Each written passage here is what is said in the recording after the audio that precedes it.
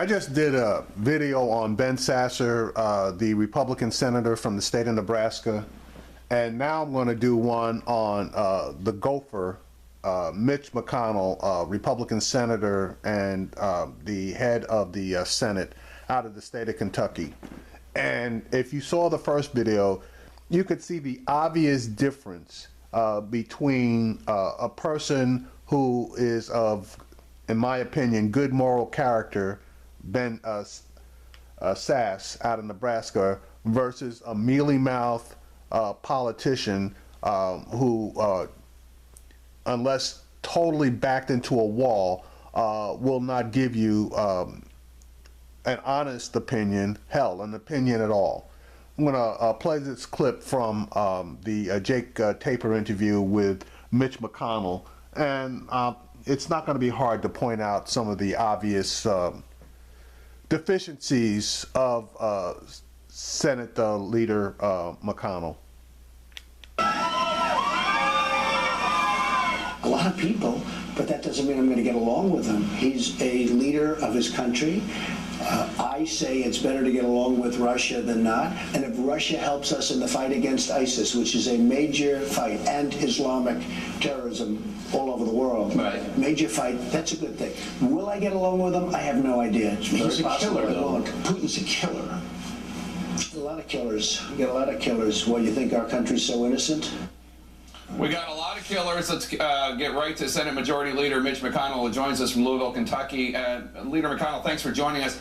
Let's start right there. Are you comfortable with the President of the United States seeming to equate U.S. actions with those of Putin's authoritarian regime? Well, look, Putin's a former KGB agent. He's a thug.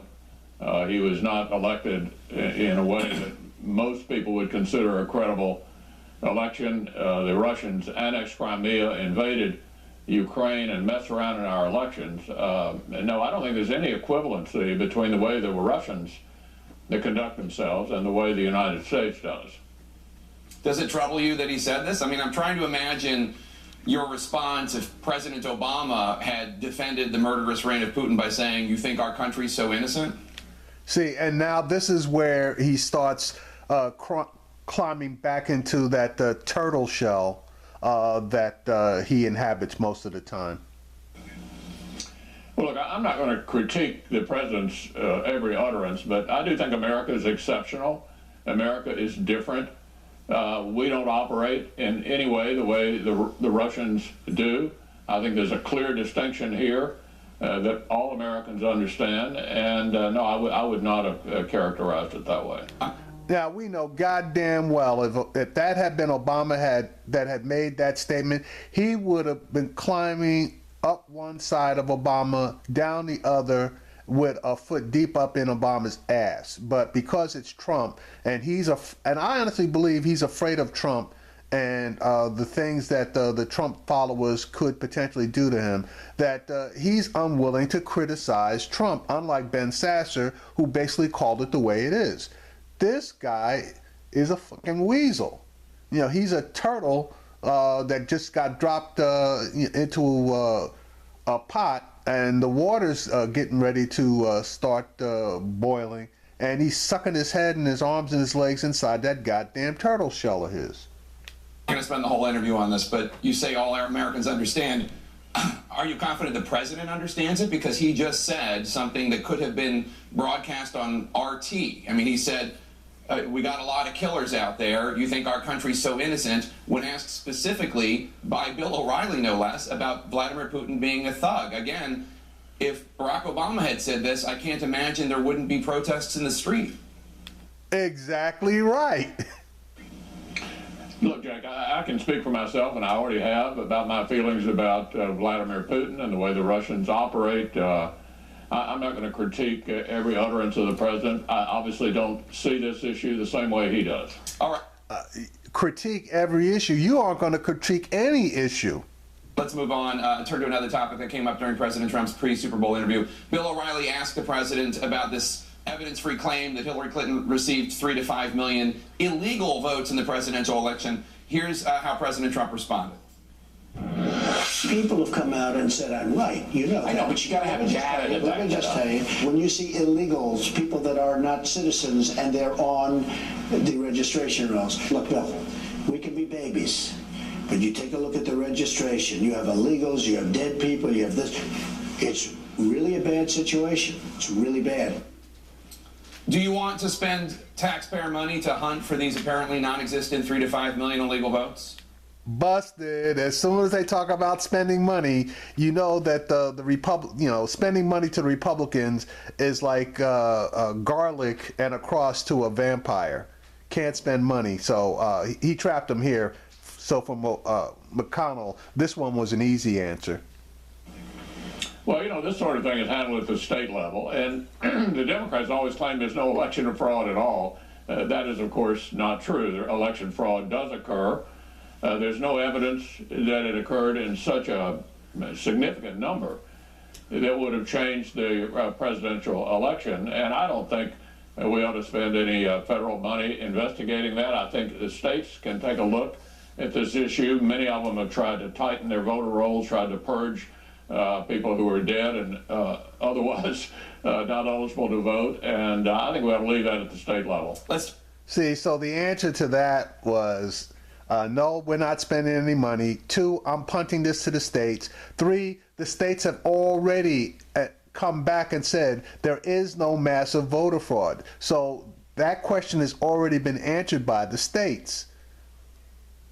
To the travel ban a week ago, when you were asked if the travel ban had gone too far, you said this is a question for the courts to decide. They're in the middle of doing that right now. On Friday, a federal judge in Seattle issued a ruling blocking President Trump's executive order. Early this morning, the Ninth Circuit Court of Appeals rejected a request by the Justice Department to immediately restore the travel ban. This policy would, of course, be much more durable if it were passed into law by Congress, not merely by executive order. Up until this point, you've avoided explicitly taking a stand on the travel and immigration ban. Would you be willing to offer legislation to carry out the ban through the Senate? Well, I don't know that that's necessary. I mean, the courts are going to decide whether the executive order the president issued is valid or not, and we all follow court orders. The administration is following the court order, as I understand it, and the courts will ultimately determine the validity of it. Let me just say, I think proper vetting is important to the American people, but there's a fine line here between proper vetting and interfering with the kind of travel or suggesting some kind of religious test, and we need to avoid doing that kind of thing. Do you worry that the sweeping travel ban, as it's been described by many of your Republican colleagues, too broad? Do you think it went too far? Well, the administration was modifying some of it already, and we'll see where it ends up. The courts are going to determine whether the initial executive order, as it was issued, is valid. Do you have an opinion on what you'd like the courts to do? No, I'm not going to give them any advice. We all want to try to keep terrorists out of the United States, but we can't shut down travel. We certainly don't want Muslim allies who fought with us in countries overseas to not be able to travel to the United States. We need to be careful about this. Well, I guess he just did give his opinion. And has not had the same cautious reply as you just offered the American people. Sir, as you know, on Saturday he repeatedly attacked the federal judge who issued the ruling. He called Judge Robart, a George W. Bush appointee, a, quote, so-called judge, and he tweeted, quote, what is our country coming to when a judge can halt a Homeland Security travel ban and anyone, even with bad intentions, can come into the U.S.? You consider yourself a constitutional conservative. Do you have any concerns about the comments the president is making about the judiciary? Yeah, I think it's best not to single out judges for criticism. We all get disappointed from time to time at the outcome in courts on things that we care about, but I think it's best to avoid criticizing judges individually. Let's turn to President Trump's pick for the Supreme Court. As you know, Democratic Senator Jeff Merkley of Oregon is vowing to filibuster Judge Neil Gorsuch because he believes that you and your Republican colleagues, in his view, stole the Scalia seat. Merkley writes, quote, Senate Republicans are in the middle of pulling off one of the great political heists in American history. So the question is, if Merkley makes good on his threat to filibuster, will you indeed take President Trump's advice and Mitch go nuclear? Well, first, with regard to the theft of the seat, You know, you have to go back 80 years to find the last time a Supreme Court vacancy in the middle of a presidential election year was confirmed by the Senate. You'd have to go back to the Grover Cleveland administration in 1888 to find the last time a Supreme Court vacancy in the middle of a presidential election year was confirmed by the Senate of an opposite party. That's that's a false narrative, because it's not like there's a Supreme Court vacancy in the seventh or in the 8th year of a presidency, that it happens that often. As a matter of fact, it happens so infrequently. That's why you have to go back that far to find an occurrence. So, but it has happened. So this guy's making a false equivalency.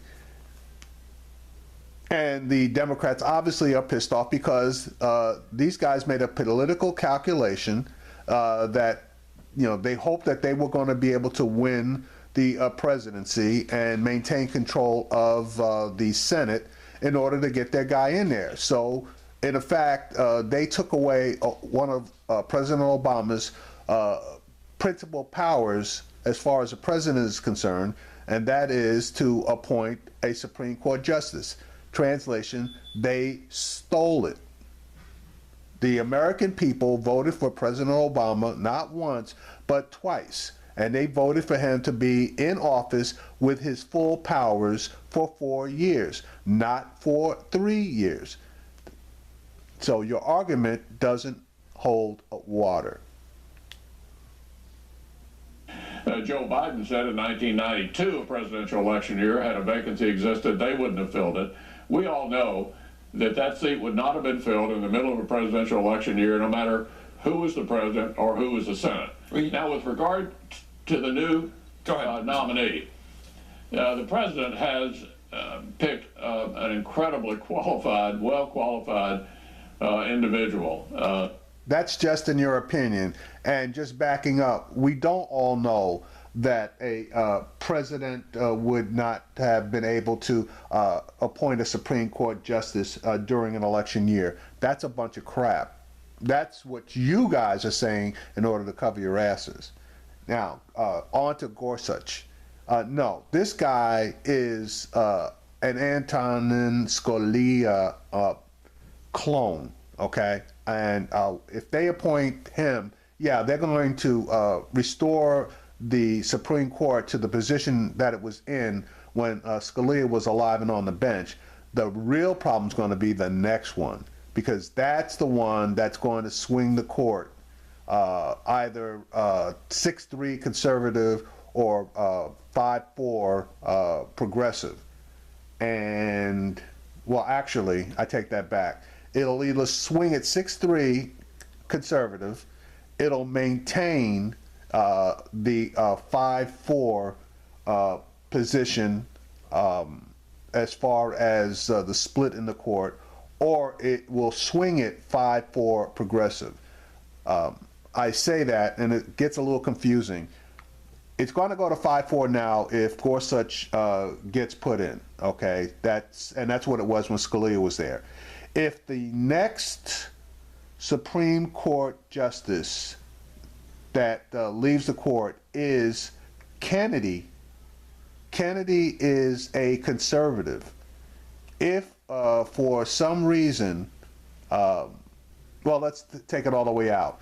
If they replace Kennedy with a conservative, the number stays 5-4, but it's a more solid 5-4 on the conservative side. If for some reason Trump or whomever goes brain dead and appoints a progressive, the court at that point would swing 5-4 progressive. Okay, that ain't gonna happen. So unless it's not Trump that makes the appointment, we have to wait 4 years, or at least 2. Now probably 4, because Trump is going to be there for 4.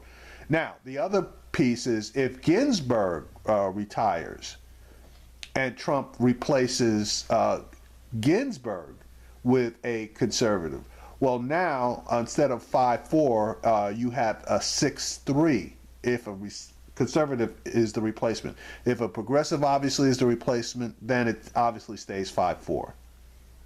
The The search was handled extremely well.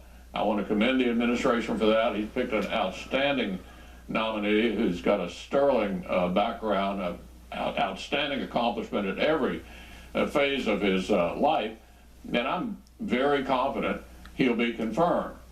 The issue you asked me about is how will that occur, and I would say that is up to our Democratic friends. Any one senator can require the entire Senate to cast 60 votes to stop a filibuster and move to what we call an up or down vote, a simple majority vote on a nominee. So any one senator could make us get 60 votes. That has happened before. We had to get 60 votes for Justice Alito about 10 years ago. If we have to get 60 votes, I'm confident we will. Just Bullshit. You already know that you are not going to get 60 votes. So I don't know what your ultimate decision is going to be, but the only way you're going to get this guy through is if you declare the nuclear option. That's just it in a nutshell. So you can dance around, with all the niceties that you want, but that's just the long and the short of it. point of clarification, obviously, President Reagan introduced a nominee in 1987, and then he was confirmed in 1988. So it's not as though he's never, no Supreme Court justice has ever been introduced during a presidential election year, although he was introduced in 1987. The vacancy did not occur in a presidential election year, Jake. That's what I said. Okay, no, I just want to make sure that people understand that. But I just want to underline this point. You just asserted basically that if Democrats attempt a filibuster, you will change the rules and use the nuclear option, correct? No, I haven't said what will happen at that point. I'm confident that we'll get 60 votes. Look, this nominee ought to be treated just like President Clinton and President Obama were treated. Okay, and I agree with you. Just like Garland was treated, well, President Obama's pick that you guys basically wouldn't even sit down and meet with, let alone have a confirmation hearing on or give the guy a vote. So, yeah, I agree on that one. This guy should be treated just like Garland. First term of President Clinton, 2 Supreme Court nominees, no filibuster. No filibuster. We were in the minority like they are right now. President Obama, in his first term, 2 Supreme Court nominees. My party was in the minority, no filibuster. What we're arguing here for is equivalency. They're having a very, very difficult time, Jake, trying to come up with arguments against Judge Gorsuch. This is an outstanding nomination. You could argue the most outstanding judge in the current appellate court system. So they're really struggling to try to figure out some basis upon which to oppose him. I want to ask you one quick question on foreign policy, sir. On Friday, House Speaker Paul Ryan said that the nuclear agreement conducted by President Obama's administration with Iran is probably going to stay in place. Take a listen. A lot of that toothpaste is already out of the tube. I never supported the deal in the first place. I thought it was a huge mistake. But the multilateral sanctions are done. Do you agree with Speaker Ryan that basically this deal is going to stay in place? Well, it was an executive agreement only. It was not a treaty. So the Trump administration is going to have to take a look at this and decide whether they want to continue it. The Iranians obviously haven't changed their behavior. The administration issued some additional sanctions related to their behavior the other day. I think they did the right thing. I don't know where this will go, but I know the president can alter the strategy himself because it's not a treaty. Okay, so he just punted. Paul Ryan gave his opinion, and Gopher McConnell basically just punted and didn't really want to say if he thought that the treaty should stay in place or not. Senate Majority Leader Mitch McConnell, always nice having you on the show, sir. Thank you so much. Enjoy the rest of your day. All right, and that's the example of somebody that you can't trust because you don't know what the hell, where they are, because when you ask them a question about where they are, they never really want to officially tell you.